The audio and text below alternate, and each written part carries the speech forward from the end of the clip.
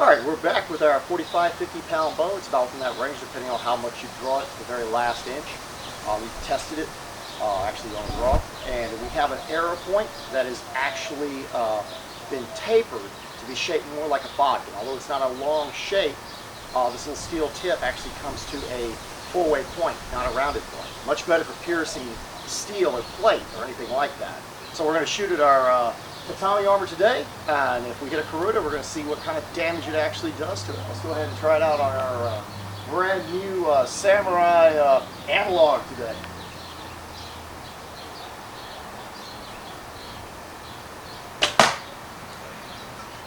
I would say he's all right. Let's get a look at that so we can figure out what it hit.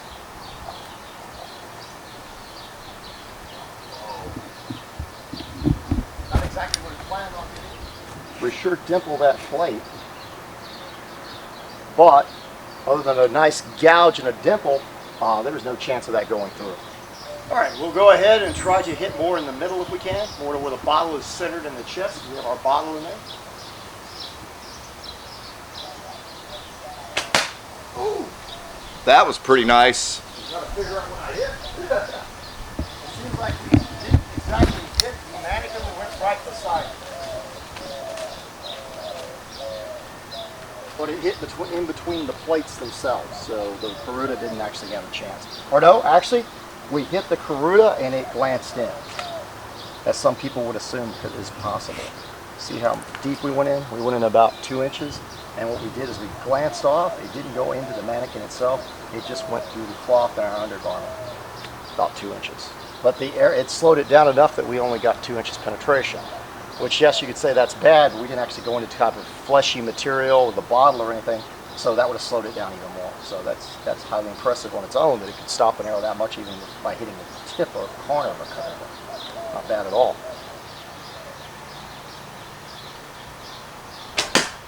Oh!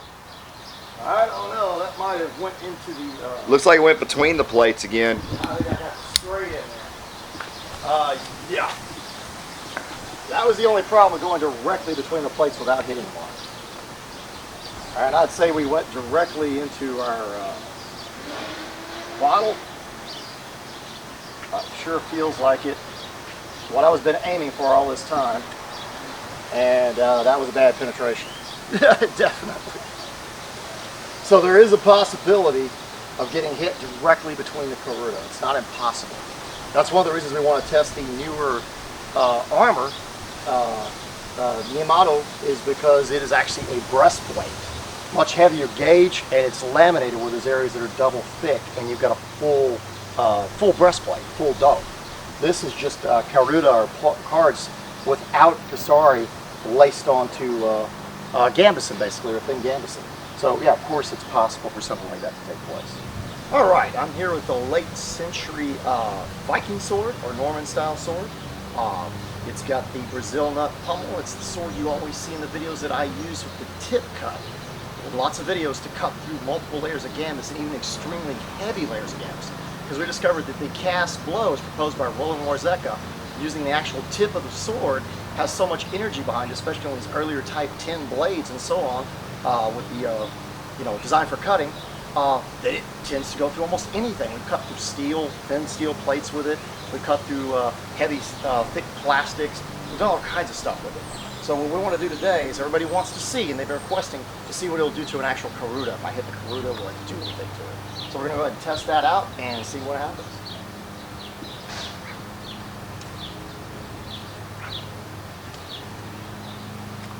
Oh! Wow! A lot more impact. Didn't do much to the edge. A lot more impact, and we bent the extreme curvature that's deeper than we've done with most things we've tried. I kind of hit below the bottle, I think. I kind of did. I think I actually damaged the mannequin itself. So definitely something like broken bones, internal bleeding. Possibly, yes. It's increasing how much force is going through. So yes, it's like getting the difference between getting hit with the flat of the sword trying to cut you and slicing through, or more surface area, to bringing it down to me hitting with just that little point. It's kind of like a thrust in essence of that small area, but it's the whole length of the blade accelerating in a full out swing, which has a larger range of motion in the area to accelerate, being thrown out. So yeah, I am extremely impressed that the Karuta could handle that, but a lot of it has to do with it being able to give and it being on this backing. I think if we had this type of metal, we might have been able to punch a hole in it if it wasn't able to give like this. Yeah, well, you know. We've put the Sarashi on, and that should help hold the plates like they actually would be, because a belt or something would be worn with this. This isn't actually not the exact right position, because it would be covering this area here normally on a regular person, but this is a mannequin, so it's not quite like it. But I've also put it a little higher up so I can see the plates I need to hit in the proper area. So I don't make that mistake and hit underneath it, because I'd hit right under the bottle in a little gap area. So, and we'll get a better result. Ah! I hit a little low, but apparently it did not go through. Looks like it kind of skipped off the plates, maybe cut some threads. It cut the actual thread holding the plates. Now, if I was able to hit right in between, I know it would go through. If I was able to hit in between because the gambeson's not that thick, I know it would go through.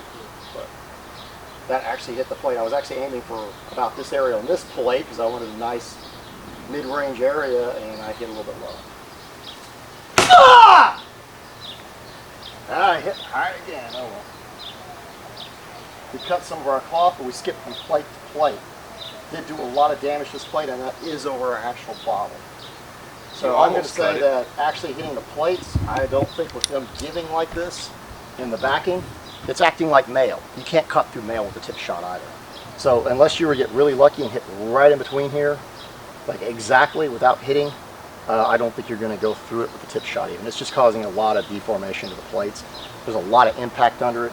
Depending on what kind of padding, if you had extra padding or the heavier kimono or something under it, depending on the weather, I guess temperature and what you're going to wear, you might get some broken ribs possibly from that, because that is a very extreme blow in a very small area. It's more like getting hit with the tip of an axe than an actual sword with that type of cast blow. So.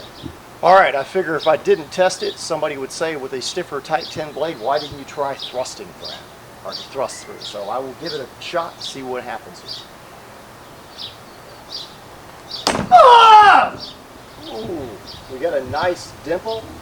It looks nasty, and I hit that same place, kind of, well, not exactly the same place. This is over the actual bottle, but yeah, I hit the same place that I tried cutting, and it didn't go through.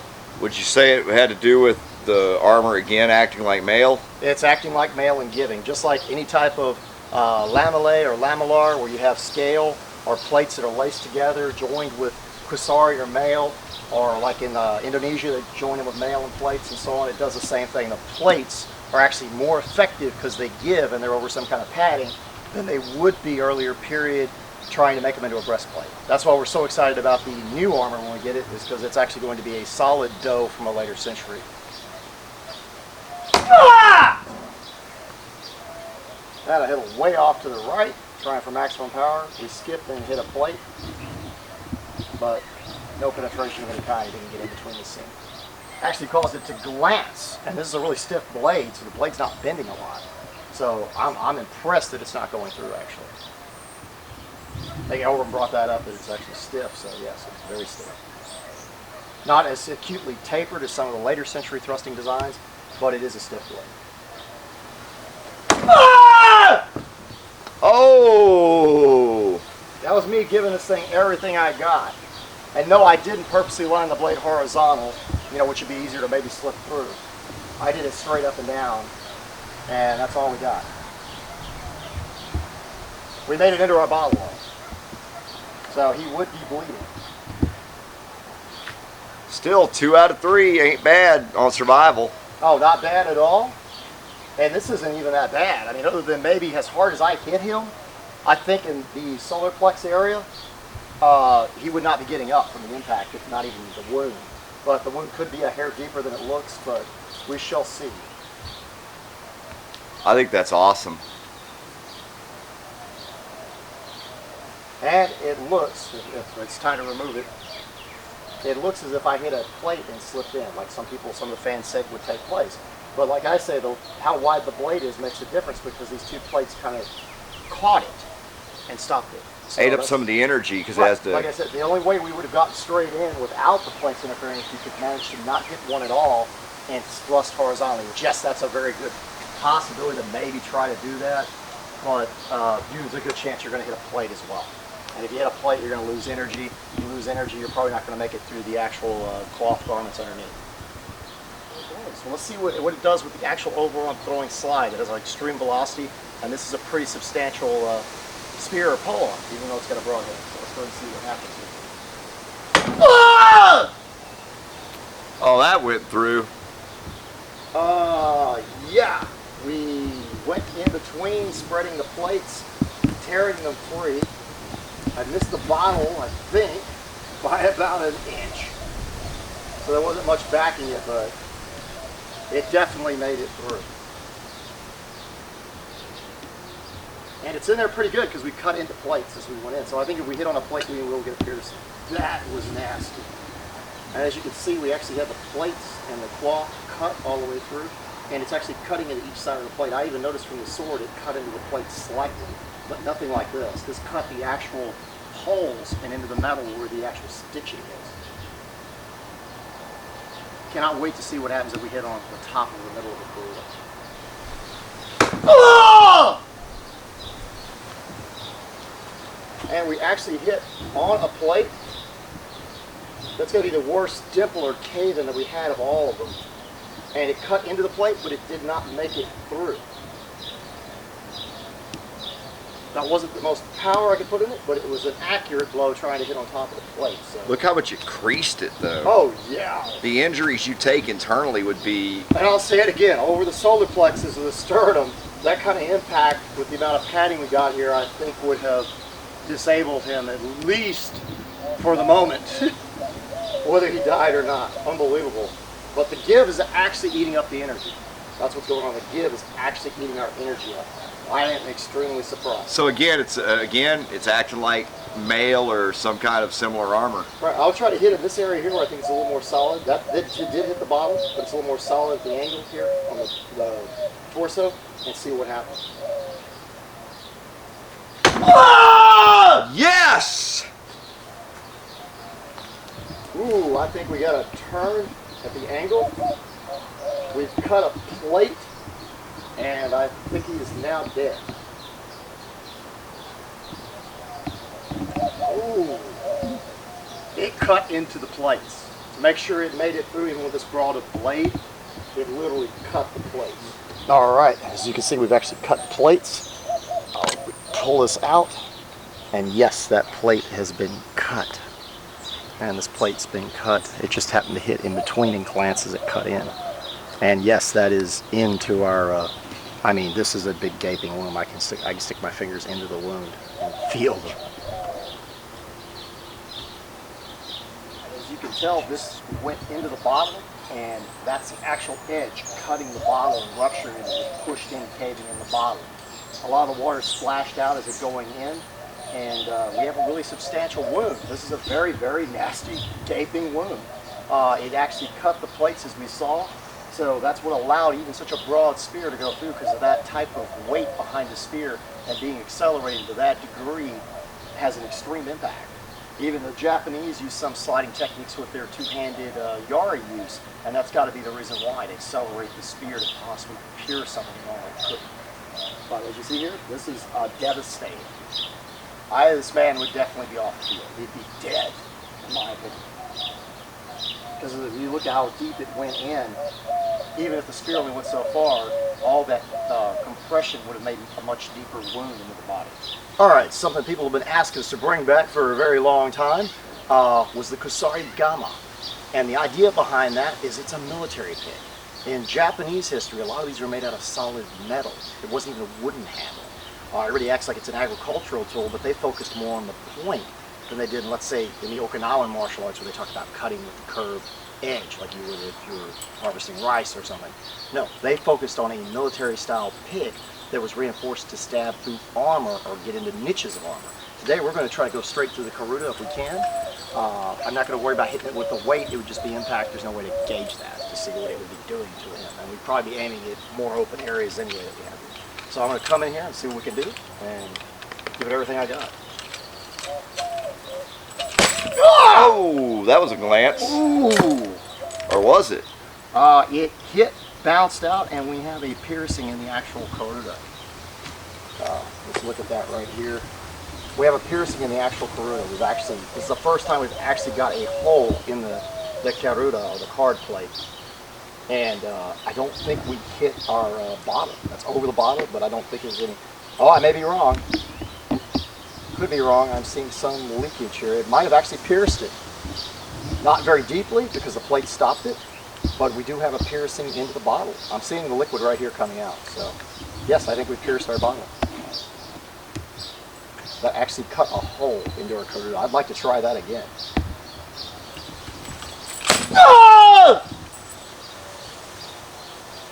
And I would say that considering we hit the plate, and if you look here, I hit in between the plates, but I hit a plate and cut the plates. I would say this has some extreme force. And of course, I think he's dead. We have that all the way in.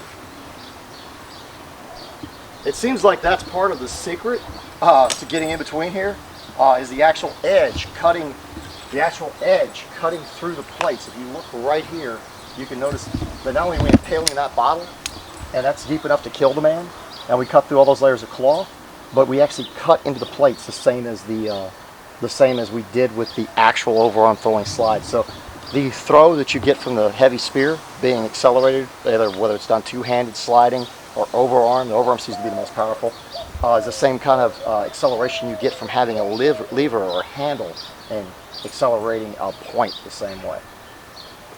Disadvantages, these can get hung up in people and so on, but look at this. All the way in, and we actually cut our plate. And tore it loose.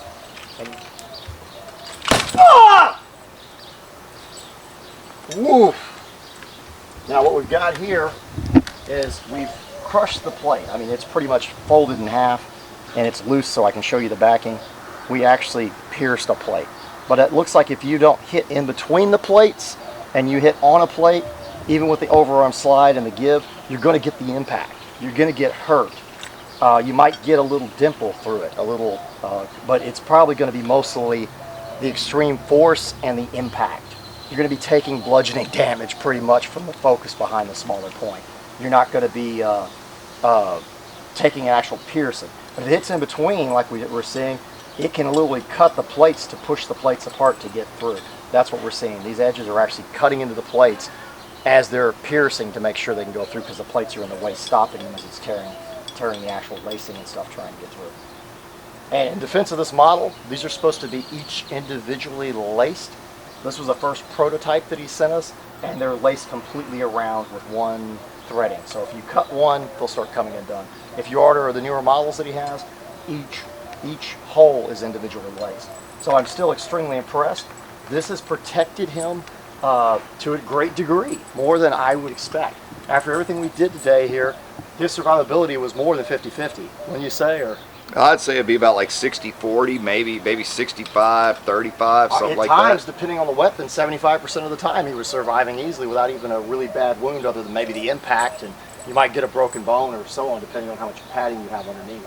I think the armor's performed very well. We try to come back with all the tests that you all wanted to see, and we really want you to try to help us, because we want to get that Yamato style, the elite samurai armor. If I'm not mistaken, we're at 550, I believe it was 525 or 550. We're very close. We just need that little bit more, and we'll actually have it shipped out. It's going to be a beautiful armor, and it's going to be way harder and way tougher than this, and a lot more to test on it. It's going to be a lot more fun.